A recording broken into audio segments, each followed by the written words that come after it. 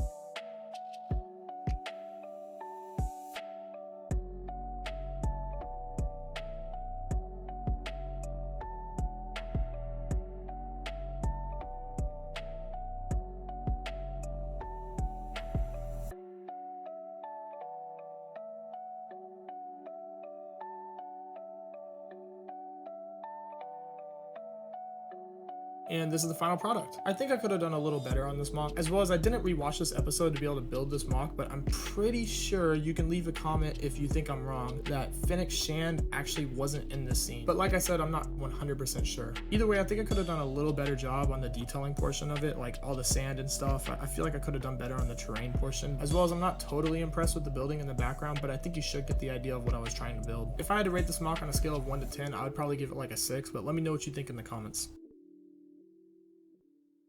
And for the last mock, probably one of the best scenes in the entire Star Wars history, coming straight from one of the most fan-favored Star Wars movies of all time. The scene that I'm going to be recreating for this mock is Darth Vader's rampage at the end of Rogue One. This is a scene that I've been thinking about recreating in Lego for a while now, but I've been kind of putting it on the back burner and trying to push it off just for one critical reason. My current inventory of white bricks is from whenever I was just a young Padawan, so all of my white bricks are very, very dirty, and I'm not exactly too sure on how to clean Legos correctly. If you guys know how to do that, please leave me a comment and let me know like what kind of tactics you guys use to clean your Legos or whatnot. But either way, these bricks are pretty dirty. I've been pushing this one off for a while, but for this mock I really tried to pick out all the cleaner bricks that I do have. Either way, I think it turned out all right. Let me know what you guys think in the comments. And with that being said, I'm just gonna play out the time lapse and I'll come back once it's done.